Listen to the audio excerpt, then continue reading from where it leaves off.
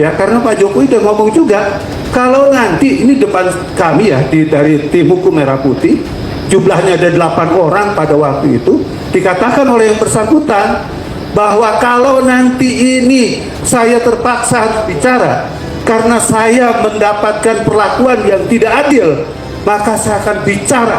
Suhadi tadi di dalam videonya menyampaikan bahwa sebaiknya aparat kemudian melakukan tindakan, jangan sampai kemudian Saudara Joko Widodo terpaksa untuk menyebut siapa orang-orang yang dianggap ya, atau diketahui oleh Joko Widodo menghambat perkara ini.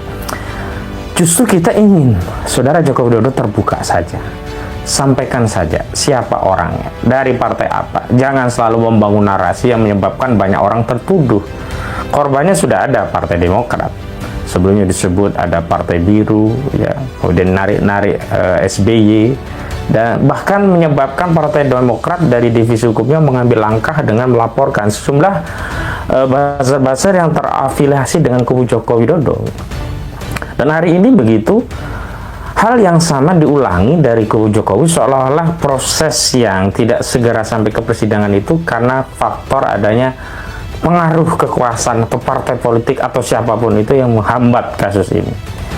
Padahal kami berulang kali menyampaikan kritik pada proses dan tahapan serta prosedur penyidikan memang belum memenuhi 2 alat bukti dan juga bukti material dan formil sebagaimana diatur KUHP. Bahkan kemarin kan kami sudah bantah, tidak ada berkas perkara P21.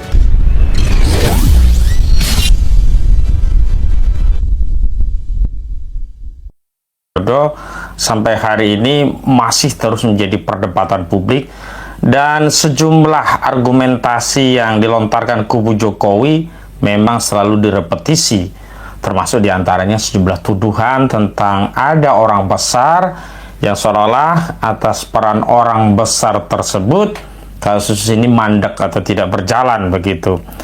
Dan kemarin setelah kami melakukan konferensi pers di Polda Metro Jaya, kubu Joko Widodo, yakni sejumlah relawan minus kuasa hukum ya, pengacara resminya, yakni pengacara resminya dari kantor Oto Hasibuan, ada Yakub Hasibuan, ada Firmanto Laksana, ada Rifai Kusuma Negara, itu tidak terlibat.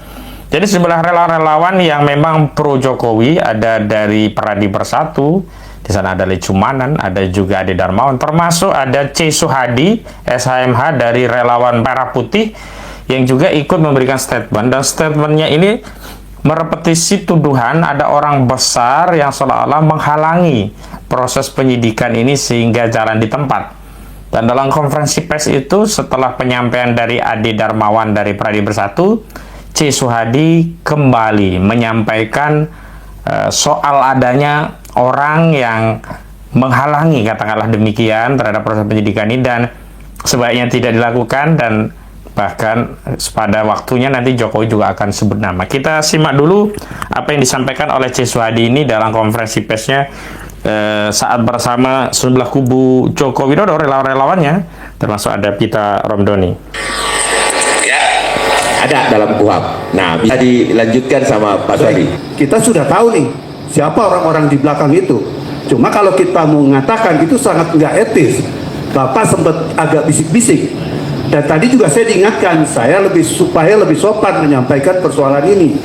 Nah, sekali lagi ya, barangkali informasi yang masuk ini jangan sampai kebetulan nanti ya, karena Pak Jokowi udah ngomong juga kalau nanti ini depan kami ya dari tim hukum Merah Putih, jumlahnya ada 8 orang pada waktu itu, dikatakan oleh yang bersangkutan bahwa kalau nanti ini saya terpaksa harus bicara karena saya mendapatkan perlakuan yang tidak adil, maka saya akan bicara siapa orang-orang itu.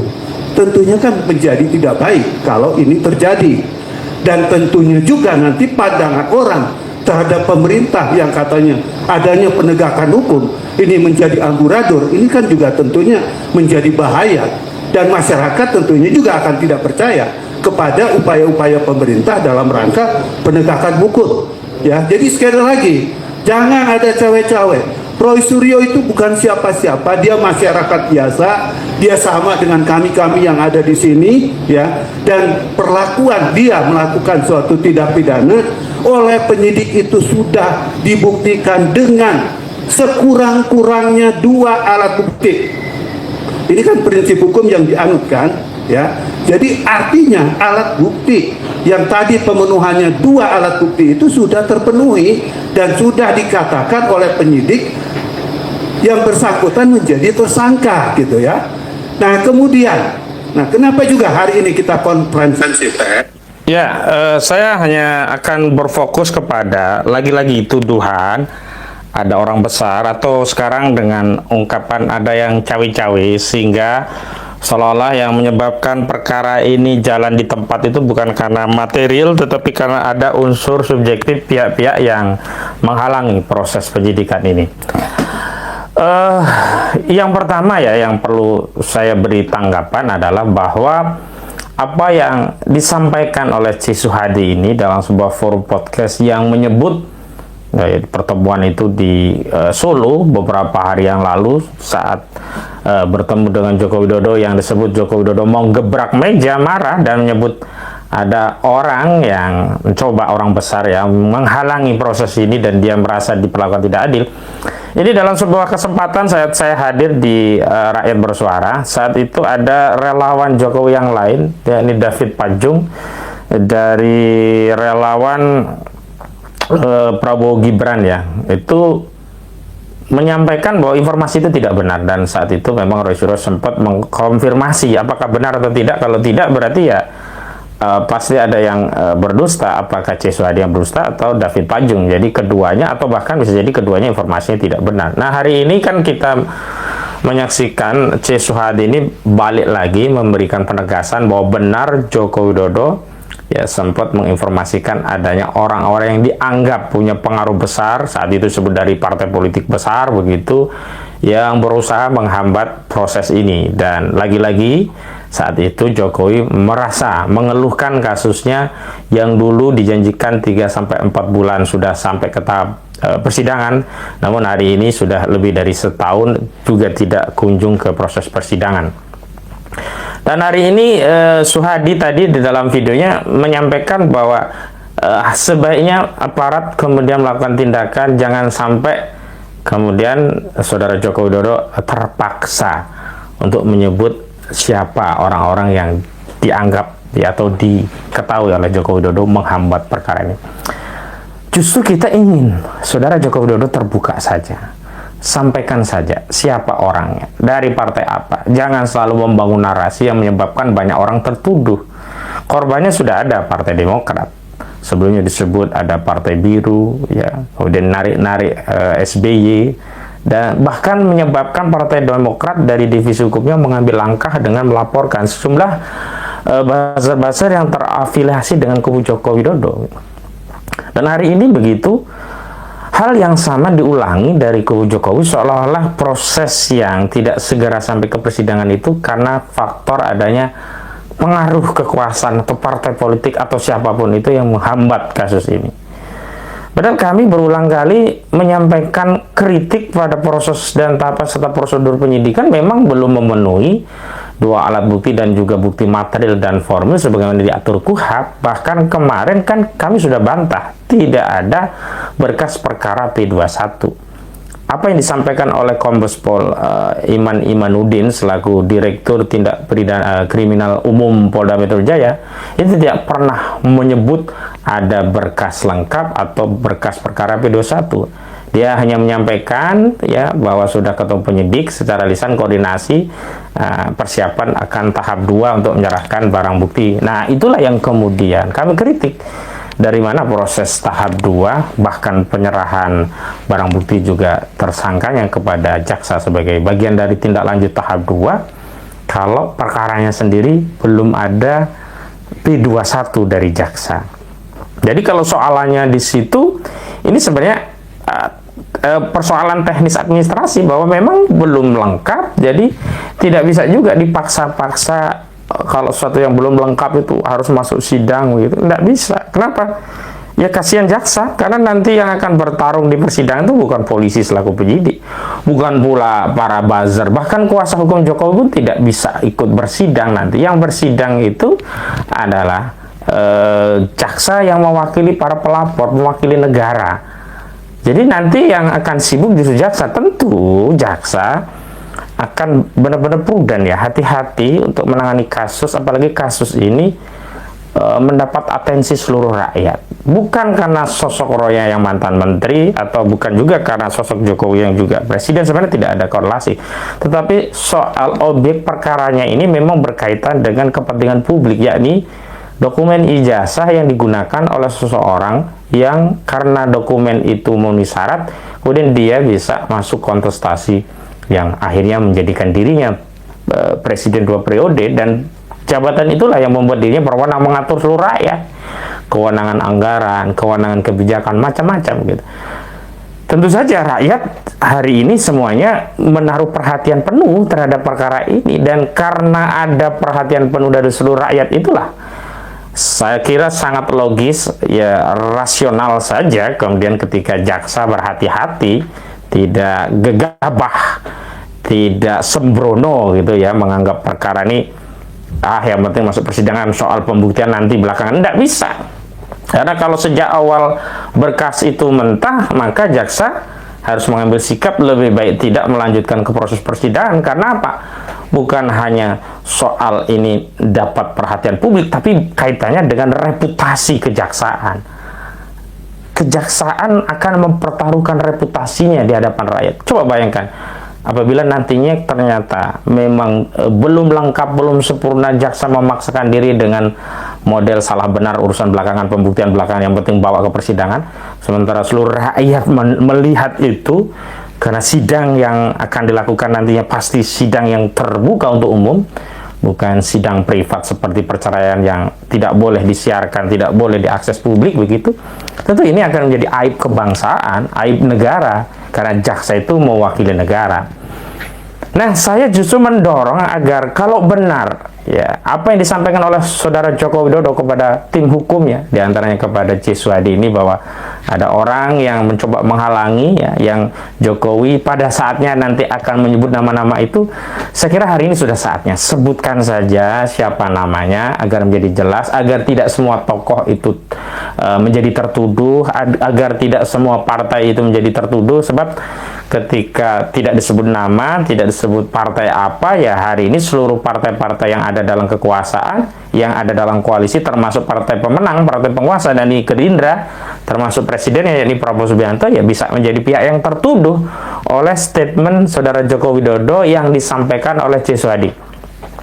Sebenarnya C. Suhadi ini sudah diwanti-wanti ya oleh saudara Joko Widodo untuk berhati-hati dalam berstatement. Dan ketika statement itu keluar dari C. Suhadi, saya kira ini adalah tanggung jawab C. Suhadi untuk segera melaporkan kepada Joko Widodo bahwa ada respon yang menghendaki saudara Joko Widodo untuk terbuka saja, jujur saja, kendati selama ini sering berbohong, tapi dalam konteks hari ini jujur saja, sebutkan saja siapa nama tokoh yang menghalangi penyidikan sehingga tidak sampai ke tidak kunjung ke persidangan, siapa orang besar atau partai yang ada di balik ini semua. Dan kalau perlu saat klarifikasi bolehlah diulangi dengan gaya gebrak meja, sebagaimana gebrak mejanya yang pernah dilakukan di hadapan para relawan-relawannya, sebagai bentuk kemarahan dari saudara Joko Widodo terhadap tokoh tersebut, terhadap partai tersebut begitu.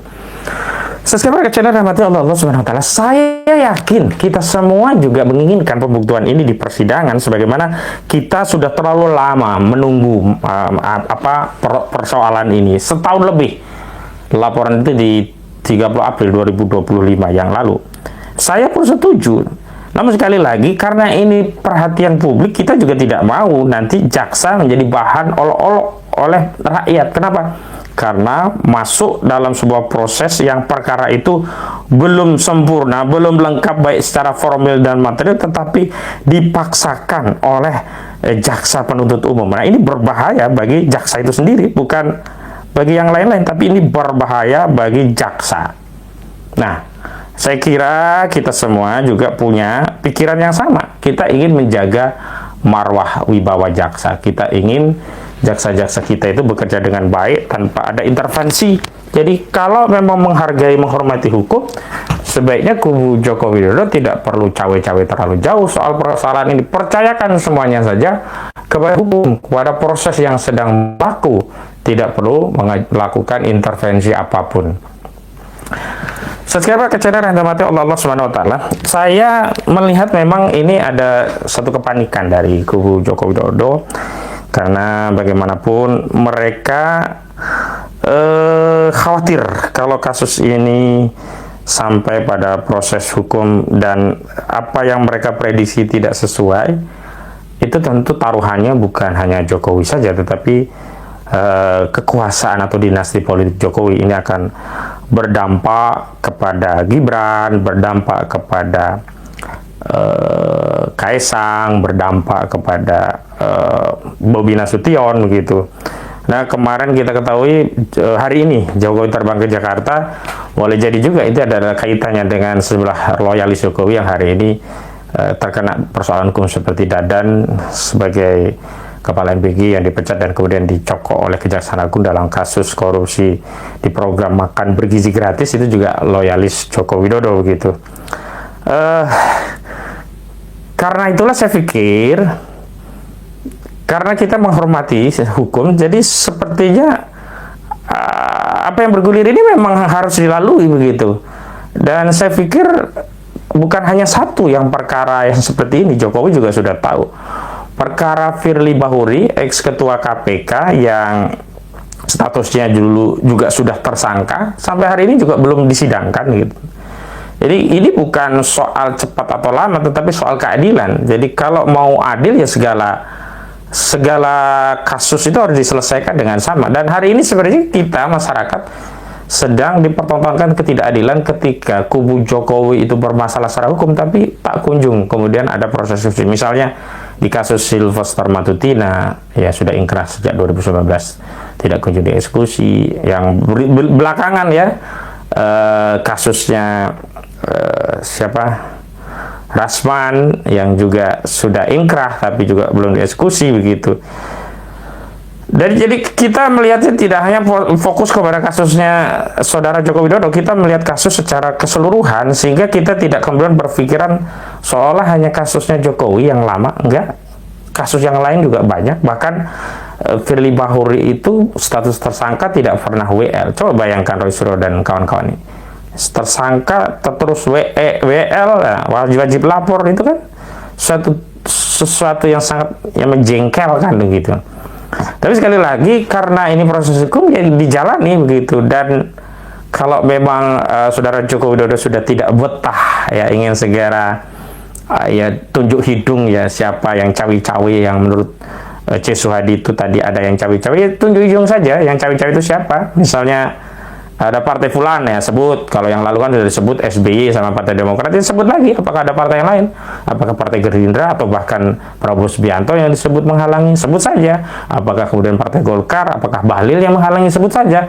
Apakah Partai Amanat Nasional yang menghalangi, kemudian menterinya Zulkifli yang menghalangi, sebut saja, agar tidak menjadi fitnah, agar tidak menjadi bias, agar tidak semacam ini yang saya sebut sebagai playing victim, seolah-olah menjadi pihak yang jadi korban dalam kasus ini, padahal dia sendiri yang memulai. Justru hari ini yang menjadi korban itu adalah Roy Suryo dan kawan-kawan yang hanya karena mengkritik, membuat penelitian yang simpulannya tidak sejalan dengan saudara Joko Widodo, dilaporkan ke polisi. Sementara Jokowi pernah menjadi kepala negara, Roy Suryo dan kawan-kawan pernah menjadi rakyatnya. Alangkah tidak elok seorang kepala negara, seorang mantan pemimpin mempersoalkan rakyatnya sendiri begitu. Jadi ini yang harus menjadi apa ya, menjadi acuan dalam berpikir.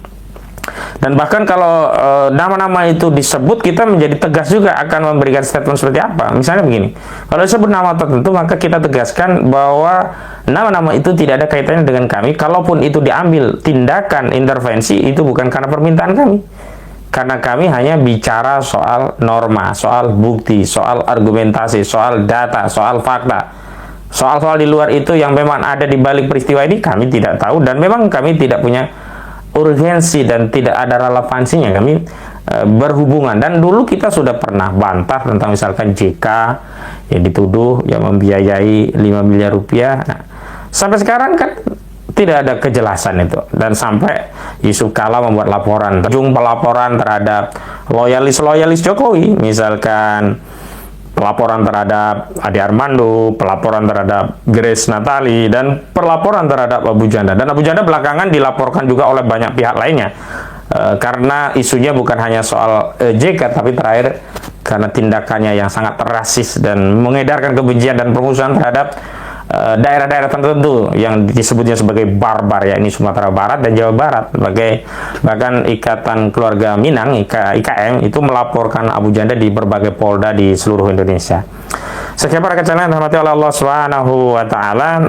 Ini yang penting untuk kita berikan perspektif. Intinya kita siap kalau nama-nama itu disebut oleh Jokowi, siapa namanya, sebut tokohnya, sebut partainya, kita akan follow up. Kalau ada kaitan, kita konfirmasi. Kalau tidak ada kaitan, ya tentu kita klarifikasi. Janganlah kemudian buruk muka, cermin dibelah. Janganlah pribadi yang berusaha menghalangi kasus ini agar tidak masuk ke persidangan karena takut ijazah itu terungkap di persidangan, lalu mengedarkan narasi orang lain yang cawi-cawi dalam perkara ini.